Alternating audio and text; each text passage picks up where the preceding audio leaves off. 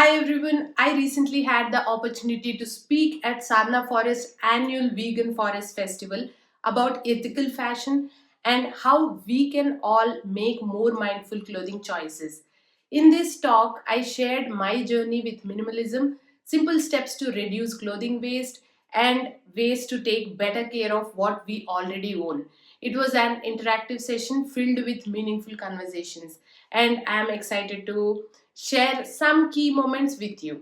I will be talking about ethical fashion, which is very close to my heart. As a fashion designer with 20 years of experience, I have seen fashion evolving firsthand and not always in a good way. Today, I'll be discussing about how we can take small steps, which is like very easy to take steps for everyone, so that we can help the planet and in turn helping us ourselves. You can see that's my wardrobe. I have only that many clothes, and so I will be sharing about minimal wardrobe and upcycling and consuming less. All those kind of topics we'll explore today. That was my childhood, and later on, when I have grown up, I used to take my mother's unused sarees and turn them into salwar kameez, if you know Indian clothes, and then there is patulanga, we call it that way. So those kind of traditional things, I used to make those and wear them. You can see one of that up there. So we used to do all that, and when we shop also, it's only twice a year. One will be the major festival which we celebrate, another would be for our birthday. It's only two times. So that's how I've grown up. But now when we see the fashion industry, there are so many clothes, and I keep seeing everybody buying whenever they want, when they feel like, when their mood is bad. So there is a word called shopping therapy. Did you hear that word? So people keep thinking, oh, that's the best way to have a therapy. So it's not. So we need to rethink about all that. So fast forward to my fashion journey. So when I started like my career, like back in 2005, my only goal was designing and trends, follow the trends, and how fast I can give the clothes to the customer. 1, 2 views, max 10 views. Before that, I used to do all haul videos, shopping hauls, and everything. So there used to be thousands of views for that. So then I realized what's going on. But it was a tough decision for me to move on from the regular fashion thing to sustainability. But I could manage. I'm surviving still. Now let's get into facts. So we have these environmental facts. The fashion industry is considered second largest polluting industry after fossil fuels. So it has 17 to 20% of global water waste, and for like it's a shocking thing for me also it was. So 2,700 liters of water is used to make one t-shirt. So imagine how many t-shirts we are just buying and throwing. As you can see on the prints, these are all my different tops. I didn't want. Initially, you saw a wardrobe, right? Right now, I have only 15 clothes. So all other clothes I made into a fabric and then designed one shirt dress. And this is reversible dress. So one dress can be worn in 10 different ways. So that's the whole idea of upcycling. Rewearing is like we need to wear all the clothes which we have in our wardrobe, and we should love each piece so that we can wear them repeatedly. So we love them. Like this garment for me is the best piece now. So I would love to wear it as much as possible. And then repairing. When I was a small kid, I learned sewing with hand needle and thread. My mom taught me. I know how to fix the buttons. I know how to fix a tear in my garment. But nowadays, I'm seeing nobody knows. I take some classes in my place where all adults are coming. They don't even know how to thread a needle. T-shirts can be turned into small tote bags. You can make some blankets also, patch them all together and make some cozy blankets or pet beds. You can make many things out of fabrics, old fabrics, which we don't want to wear anymore. Consuming less. Yes. I'm talking about all minimalism and everything, considering we have so many clothes with us already. But these problems can be solved if we have less clothes, if we consume less. So that's the whole point there. When you consume less, all those troubles are done, and we are not demanding for more production of garments when we consume less. So that's the whole point of consuming less. You need to be careful of fabrics. So here I'm showing some eco-friendly fabrics. So as you can see, jute, organic cotton, linen, hemp, bamboo, tencel. Tencel is also called as lyocell. And then non-eco-friendly. Rayon, polyester, acrylic, nylon, spandex and cotton. Hand-me-downs. How many of you use hand-me-downs? Hand-me-down is taking it from somebody. The clothes you take from somebody. So how many of you do it? Perfect. Super. Yeah, see, that's what you need to do. So, for me, I've grown up with my cousins. I give some clothes to them. They give some clothes to me. My daughter wears my clothes. I wear my husband's clothes. We take all that. And my mom gives her saris to me now. So that's how it should be. And I take from my friends, unknown people also. I don't mind. So there are these kind of things which we follow that need to be back now. There are many brands nowadays where you can rent the clothes for the occasion and then just done with it. You don't buy it, because if you buy or get that done for yourself for one occasion, it will just be there in the wardrobe. Nobody will use it again. For example, imagine bridesmaid's dress. If that is not matching your style or your wardrobe, then it will just be there. Brands are benefiting from it anyway. I worked on the other side. I know how brands work. So they are not losing any money, even if they are saying 70% discount or 90% discount. Nobody is losing. We are the ones who are losing. We are accumulating so many fabrics, so many garments which we don't need, just because it's on 70% sale or 90% sale. So let's not get into that. Whether it's food, material possessions, or clothes, should be very mindful of our consumption.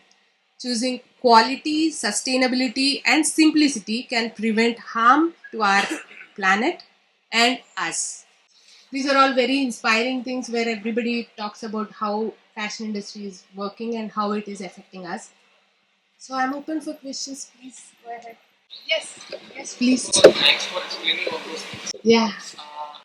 I recently came to know in one of the vegan workshops which was held in Bangalore about the ethical fashion industry, and there I came to know how the synthetic dyes affect the water pollution, and there I came to know about the natural dyes, and I searched about few brands, and when I came to Auroville this time, there was one brand shop which I recently visited, which was the Colors of Nature. Okay, but when after I visited, even though I did not buy anything, but I wanted to see uh, how they produce and what how much is the actual costing of those products. But after I saw the MRP, I thought that it is not at all affordable. So even then, if I want to purchase in future, even if it is once, I think that it is hardly affordable. So can you suggest some brands, not for publicity, but just for our sake, so that we should understand what are the ethical brands actually existing in the industry, and we can think about it even if we buy once or twice a year. Yeah, that's a really good thing you asked here. Actually, the vegetable dyes and all which they use, it takes long. It takes lot of effort to prepare the dye and then make the fabric, and drying it takes time. There are many steps which the garment go through. So that's why they are costly. And then the designing also, sometimes they are simple.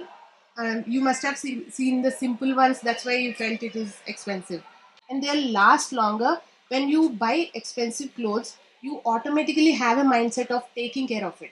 Right now, this is very expensive for me, and I have very less clothes. So I'm very careful that I keep a pillow down, otherwise, these nails might tear my garment.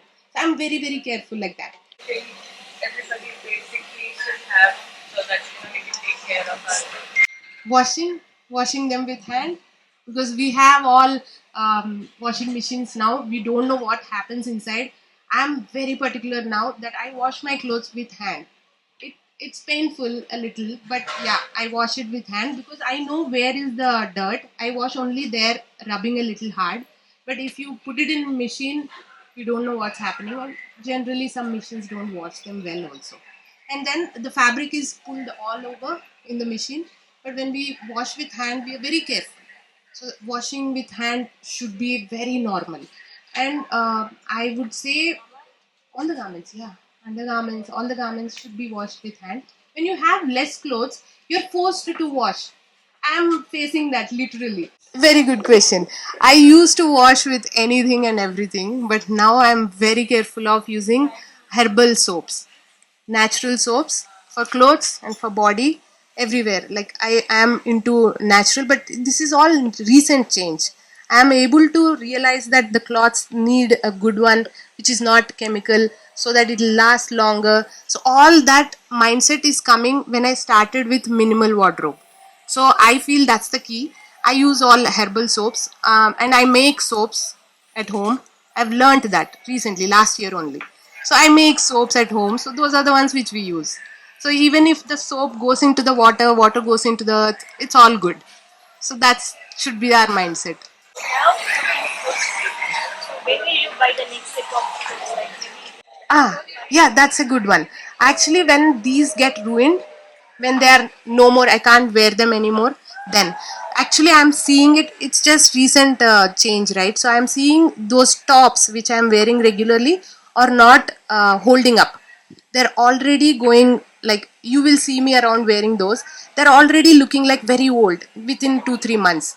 So I'm thinking how to take care of that. So maybe I can starch them and iron them regularly, keep them neatly, don't use them roughly. So I'm thinking of all that. I don't increase the number because I'm happy with that number. I understood that very clearly because I don't need more.